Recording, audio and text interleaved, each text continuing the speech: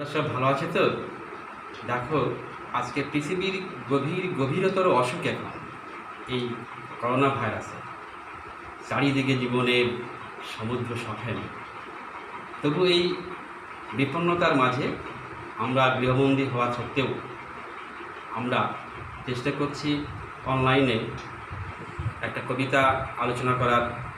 সেই কবিতাটি হলো ক্লাস 10-এর এবং অস্ত্রের বিরুদ্ধে গান কবিতাটি। দেখো, কবিতাটার নাম অস্ত্রের বিরুদ্ধে গান। কবিতার উৎস কবি জয় গোস্বামীর পাতার পোশাক কাব্যগ্রন্থের অন্তর্গত 20 নম্বর কবিতা। কবিতার শিরোনামে দুটি শব্দ আছে, দেখো, অস্ত্র আর গান।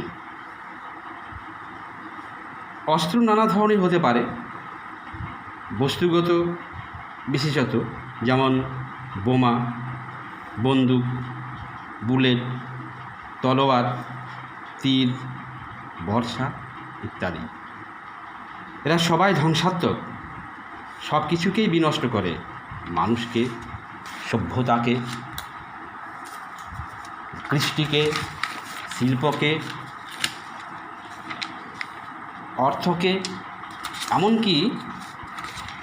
এমনকি প্রকৃতিকেও।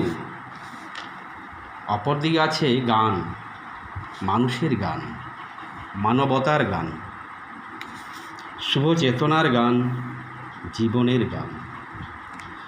এই গান কিভাবে যুদ্ধবাজদের অস্ত্রকে প্রতিহত করে, পায়ের দিকে মাথা নত করে, পরাজয় স্বীকার করে, রক্তস্ফুরণের পরিবর্তে শান্তির বার্তা বয়ে আনে, সেটাই কিন্তু কবিতার বিষয়। এখন জানতে হবে অস্ত্র কারা ধরে, কখন ধরে। কখনো অস্ত্রের অবশ্য প্রয়োজন হয় আত্মরক্ষার্থে, তবে বেশিরভাগ নিজের স্বার্থে। যেমন যেন তেন প্রকারেণ সমাজে ধনী লোক হতে হবে, এই লোভ, ক্ষমতার লোভ, অর্থের লোভ, যশেরও বটে, আবার বুদ্ধি বলেও, যা মস্তিষ্ক প্রসূত।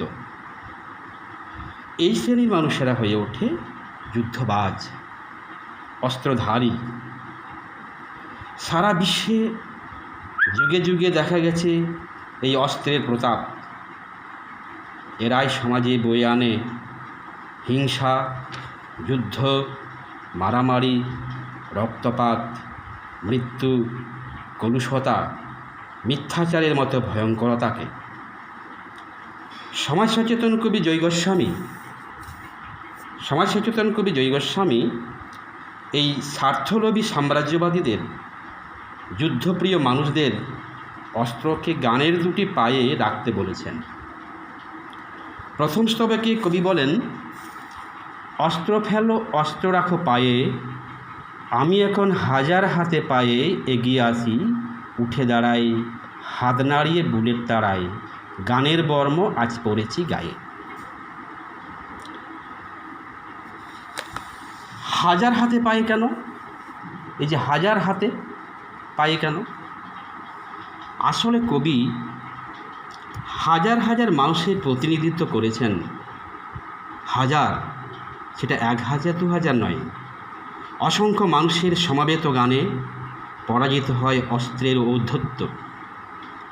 সমাবেতভাবে সক্রিয়তার সঙ্গে এগিয়ে আসেন কবি, উঠে দাঁড়ান, অর্থাৎ এগিয়ে আসেন, উঠে দাঁড়িয়ে কবি হাত নাড়িয়ে বুলেট তাড়ান। বুলেট, এই যে বুলেট অর্থাৎ গুলি, কার্তুজ, বুলেটকে তাড়াতে পারেন কবি, কারণ কবি গানের বর্ম দেহে পরিধান করেছেন। গানের বর্ম কবি পরিধান করেছেন। বর্ম হল অস্ত্রবিলাসীদের আত্মরক্ষার্থের ধাতব উপকরণ, যা দেহকে সুরক্ষিত দেয়। আর গানের বর্ম, এই যে গানের বর্ম, গান বা সঙ্গীত দিয়ে নির্মিত বর্ম। গানে আছে ছন্দ, সুর, তাল, তাই গান এত মধুর, এত শান্ত, এত সুন্দর। তাই নির্ভীক কবি গানের বর্ম পরে অস্ত্রের বিরুদ্ধে যুদ্ধ, হিংসা, রক্তপাতের বিরুদ্ধে রুখে দাঁড়ানোর শক্তি পান। তারপর দ্বিতীয় স্তবকে কবি বলছেন, গান তো জানি একটা দুটো, আঁকড়ে ধরে সে খড়কুটো, রক্তমুছি শুধু গানের গায়ে, মাথায় কত শকুন বাচিল, আমার শুধু একটা কোকিল, গান বাঁধবে সহস্র উপায়ে। একটা দুটো, এই একটা দুটো মানুষের কাছে অস্ত্র থাকে অনেক, কিন্তু গান বা সঙ্গীত একটা বা দুটো। এই একটা দুটো গানের শক্তি অসংখ্য মানুষের মধ্যে ছড়িয়ে পড়লে হাজার হাজার অস্ত্রকে প্রতিরোধ করা যায়। তাই আত্মবিশ্বাসী কবি খড়কুটোর মতো দুই একটা গানকে অবলম্বন করে হিংসা, হানাহানি, রক্তপাতের বিরুদ্ধে জেহাদ ঘোষণা করেছেন। রক্তক্ষয়ী উন্মত্ত পৃথিবীতে এত রক্ত কেন? উত্তরে কবি রক্ত মোছেন গানের গায়ে, রক্ত মুছি শুধু গানের গায়ে। অর্থাৎ গানের শরীরে, যে শরীর মানুষের মানবিকতা, মঙ্গলময়তা, অনিন্দ সুন্দরতা দিয়ে গড়া। শকুন ও চিল উভয়ই শিকারী পাখি, এরা আকাশে ওড়ে। উঁচু থেকে তারা তীক্ষ্ণ দৃষ্টিতে নজর রাখে শিকারের উপর। মানব সমাজের আকাশেও তেমনি কিছু সাম্রাজ্যবাদী, আগ্রাসী, লোভী, সুযোগ সন্ধানী, স্বার্থপর লোক আছে। তারা অস্ত্রের ভয় দেখিয়ে অন্যের জীবন বিপর্যস্ত করে, সাধারণ মানুষের সুখ শান্তি নষ্ট করে। এই এক ধরনের মানুষ। অপরদিকে কোকিল বসন্তের দূত, নবপল্লব শোভিত, সুখ শান্তি সৌন্দর্যের প্রতীক, মানব মনের মানবিক সজীবতার প্রতীক। কবির মন, হৃদয় তো একটাই, তাই হৃদয়রূপ কোকিলও একটা। এই যে একটা কোকিল, তাই কোকিলের সুরের হাজার কৌশলে মৈত্রী ও সহৃদয়তার জীবনের উজ্জীবনী শক্তি সকলকে আকৃষ্ট করবে। এই আশায় আশাবাদী কবি একটা হৃদয়ে, একটা কোকিল, অস্ত্রের বিরুদ্ধে, হিংসার বিরুদ্ধে মানবতার জয়গান গেয়ে জগৎকে শান্ত ও সুন্দর করে তুলবে, এই মত পোষণ করেছেন। শেষ স্তবকে কবি বলছেন, অস্ত্র রাখো, অস্ত্র ফেলো পায়ে, বর্ম খুলে দেখো আদুর গায়ে, গান দাঁড়ালো ঋষি বালক, মাথায় গোঁজা ময়ূর পালক, তোমায় নিয়ে বেড়াবে গান নদীতে দেশ গাঁয়ে, অস্ত্র ফেলো, অস্ত্র রাখো গানের দুটি পায়ে। অস্ত্রধারী সাম্রাজ্যবাদীরা নিজেদের অস্ত্রের ওপর ভরসা করতে না পেরে তারা ধাতব বর্ম পরেন। এই দৃশ্যমান বর্মের সঙ্গে এতদিনের ক্ষমতা, লোভ, আগ্রাসন, অহংয়ের বর্ম এরা পরে আছেন। তা খুলে সংস্কার মুক্ত ও ভয়হীন হতে বলেছেন তাদের কবি। খালি গায়ে নিজেকে দেখলে সেখানে গান দাঁড়ালো ঋষি বালক। এই ঋষি বালক অর্থাৎ গান্ধারালো ঋষি বালক মানে কি? মানে হলো অন্তরকে গানের ঝর্ণাধারায় পরিশুদ্ধ করলে গান মানুষের অন্তরের চির বালকটিকে প্রকাশ করবে আর নিজে বুকের মধ্যে আনন্দলোকের সন্ধান পাবে। এই ঋষি বালক সরল, নিষ্পাপ, পবিত্র, সুন্দর। সুন্দর ঋষি বালকের মাথায় ময়ূর পালক গুঁজে দিয়েছেন কবি। দেখো, মাথায় গোঁজা ময়ূর পালক, তাতে কিন্তু মাত্রা পেয়েছে গোপাল বালক শ্রীকৃষ্ণের। সৃষ্টির পালন ও দুষ্টের দমনের জন্য যুগে যুগে তিনি পৃথিবীতে অবতীর্ণ হন। তাই তিনি বলেছেন, পরিত্রাণায় সাধুনাম বিনাশায় চ দুষ্কৃতম ধর্ম সংস্থাপনার্থায় সম্ভবামি যুগে যুগে। তো তিনি হাটে ঘাটে বাটে অন্তরিক্ষে মর্তে সর্বত্রই তিনি বিরাজমান। তপবনের ঋষি বালকের মতো মানবপ্রেমের গান তোমায় অর্থাৎ মানুষকে বয়ে নিয়ে যাবে নদীতে, দেশ গাঁয়ে, সর্বত্র, যেখানে আনন্দলোকের স্বর্গরাজ্য বিরাজমান। গানের এমনি শক্তি ও মহিমার জন্য কবি যুদ্ধবাজদের গানের দুটি পায়ে অস্ত্র রাখতে বলেছেন অস্ত্র ফেলো, অস্ত্র রাখো গানের দুটি পায়ে।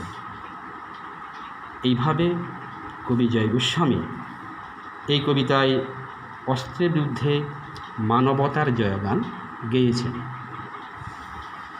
তো আশা করি কবিতার বিষয়বস্তু ভালোভাবে বুঝতে পেরেছ।